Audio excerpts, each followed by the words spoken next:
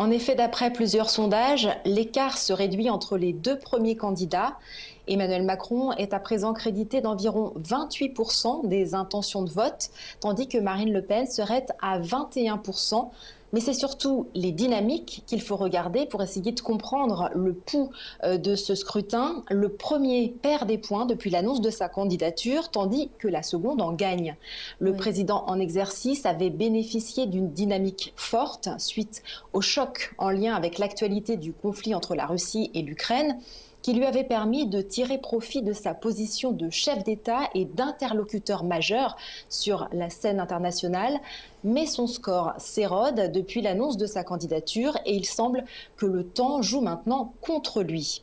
En revanche, la représentante du RN, qui se prépare à cette échéance électorale depuis sa défaite de 2017, mène une campagne sans accroc.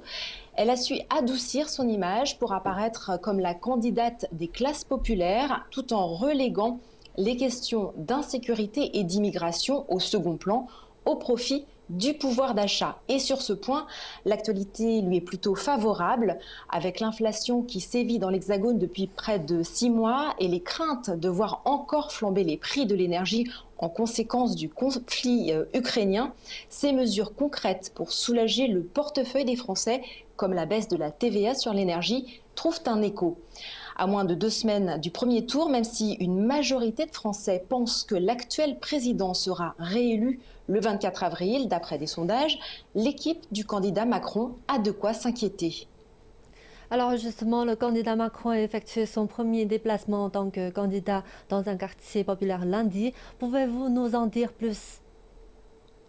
Oui, jusqu'ici, Emmanuel Macron s'était contenté d'une campagne sous contrôle dans laquelle il ne prenait pas le risque de rencontrer d'opposition, préférant la mise en ligne de vidéos à la mise en scène léchée et des rencontres avec des publics acquis d'avance. Mais cette position en surplomb n'était plus tenable à moins de 15 jours du premier tour.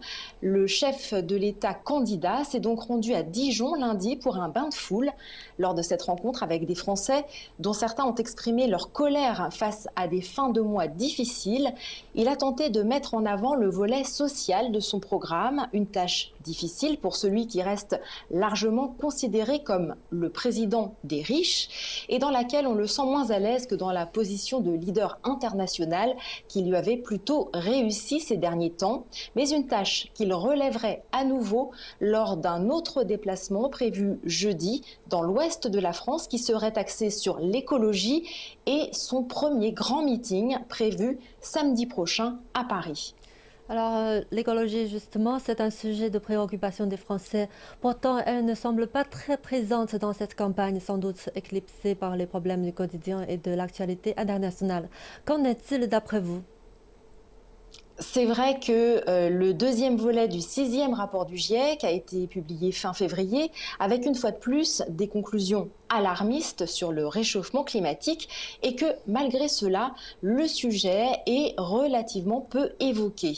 Le programme du candidat écologiste Yannick Jadot, qui se situe à 7% dans les sondages, comporte bien évidemment une dimension écologique importante entre l'instauration d'un impôt climatique sur la fortune qui taxerait les patrimoines supérieurs à 2 millions d'euros, une TVA à 0% sur l'alimentation bio ou encore la sortie progressive du nucléaire.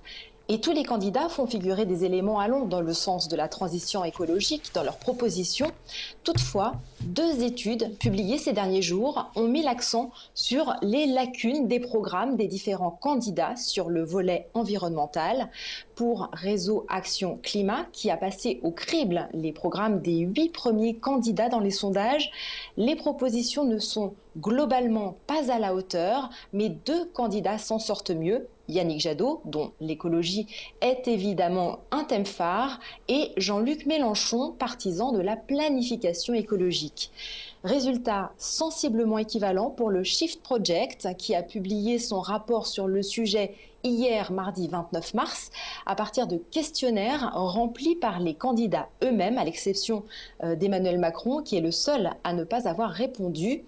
Aucun ne serait en mesure de respecter les accords de Paris, d'après ces experts, avec là aussi toutefois de meilleurs résultats pour Jadot et Mélenchon.